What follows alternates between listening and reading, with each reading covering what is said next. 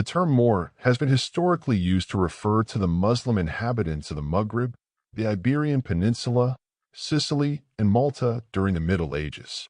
These people were a complex mix of Arabs, Berbers, and Africans who profoundly influenced European and African history, especially from the 8th to the 15th centuries. Identifying the greatest Moor is a challenging task, as many of them made significant contributions in various fields such as governance, warfare, science, architecture, and culture.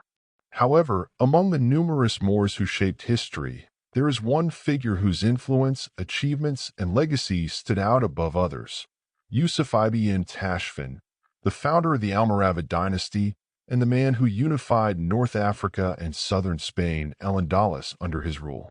Yusuf ibn Tashfin's life and achievements represent the height of Moorish power in both Africa and Europe.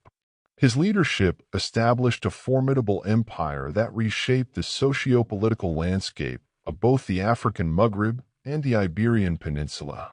To fully appreciate the magnitude of his accomplishments and why he is considered by many as the greatest Moor, one must delve into the intricacies of his rise to power, his military conquests, his governance, and his lasting legacy on African and European history.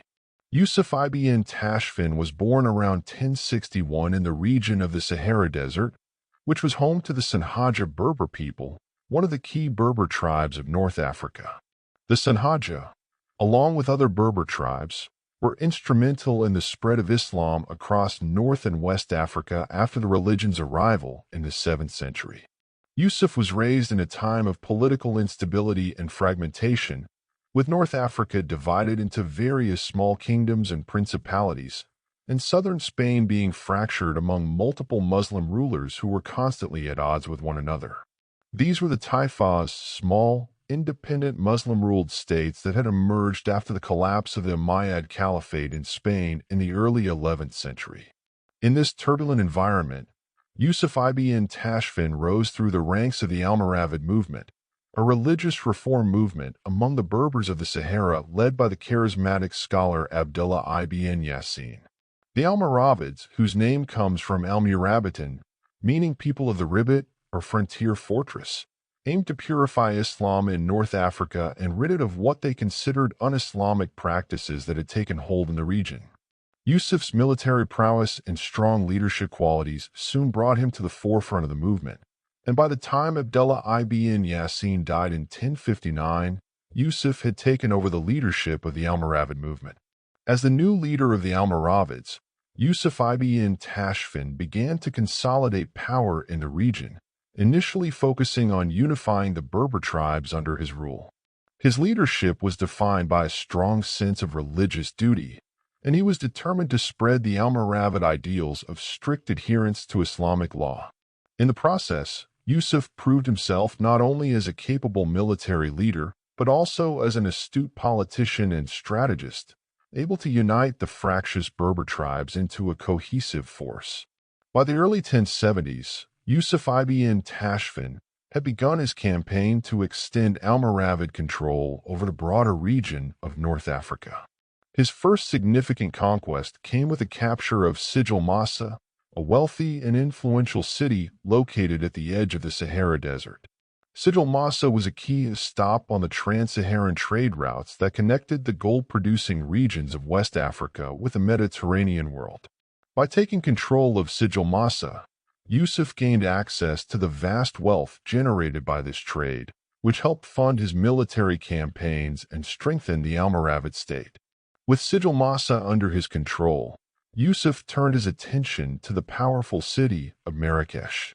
Marrakesh, founded in 1062 by the Almoravids, became the capital of their empire and an important center of Islamic learning, trade, and culture. Under Yusuf's leadership, Marrakesh was transformed into a flourishing metropolis and a hub of Almoravid power. It was from this base that Yusuf began to build his empire, extending Almoravid rule across the Maghreb and beyond.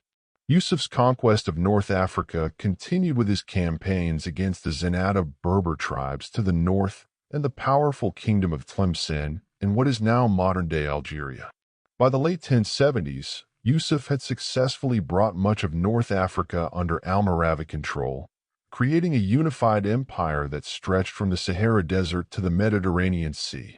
While Yusuf was consolidating his power in North Africa, the situation in Muslim Spain, Al-Andalus, was becoming increasingly dire. The Taifa kingdoms that had emerged after the fall of the Umayyad Caliphate were weak and divided, making them easy prey for the growing Christian kingdoms in the north of Spain. The most powerful of these Christian states was the Kingdom of Castile, ruled by King Alfonso VI. In 1085, Alfonso VI captured the city of Toledo, a major Muslim stronghold, dealing a devastating blow to the Muslim rulers of Al-Andalus. Faced with the growing threat of Christian expansion, the Taifa kings of Al-Andalus sought help from Yusuf ibn Tashfin and the Almoravids. In 1086, Yusuf responded to their plea and crossed the Strait of Gibraltar with a large Almoravid army. In one of his most famous military victories, Yusuf's forces decisively defeated King Alfonso VI's army at the Battle of Sagrajes, halting the Christian advance and securing Muslim control over much of southern Spain. Following his victory at Sagrajes, Yusuf returned to North Africa, but the internal divisions among the Taifa kings persisted. Recognizing that the survival of Muslim Spain required strong, unified leadership, Yusuf returned to Al-Andalus in 1090 and began the process of bringing the Taifa kingdoms under direct Almoravid rule. By 1094, Yusuf had successfully annexed most of the Taifas, effectively uniting Muslim Spain under Almoravid control. His reign marked the last great period of Muslim rule in Spain before the eventual Christian Reconquista. Yusuf ibn Tashfin's empire, which stretched from the Sahara Desert to the Iberian Peninsula, was one of the most powerful and influential states in the medieval world. His leadership not only saved Al-Andalus from collapse, but also brought about a period of relative stability and prosperity in both North Africa and southern Spain. Under Almoravid rule, Marrakesh and other cities in the empire became centers of trade, culture, and learning, attracting scholars, poets, and scientists from across the Islamic world. Yusuf was not only a military genius, but also a devout Muslim who sought to govern according to Islamic principles. His commitment to Islamic law and his efforts to purify the religious practices of his subjects earned him the respect of many contemporary scholars and religious leaders. He was known for his piety, humility, and sense of justice, and these qualities made him a revered figure both in his time and in the centuries that followed. While the Almoravid dynasty eventually declined in the early 12th century, Yusuf ibn Tashfin's legacy lived on. His empire played a crucial role in shaping the political and cultural landscape of both North Africa and Spain, and his military victories delayed the Christian Reconquista for nearly 2 centuries. His efforts to unify the Muslim world in the face of external threats and internal divisions left a lasting impact on the history of the region. In the broader context of African history, Yusuf ibn Tashfin stands out as one of the greatest leaders the continent has ever produced. His ability to forge a powerful empire, his military prowess, and his commitment to Islamic ideals made him a towering figure in the medieval Islamic world. His achievements resonate not only in African history, but also in the history of Europe, where his intervention in Spain altered the course of events in the region.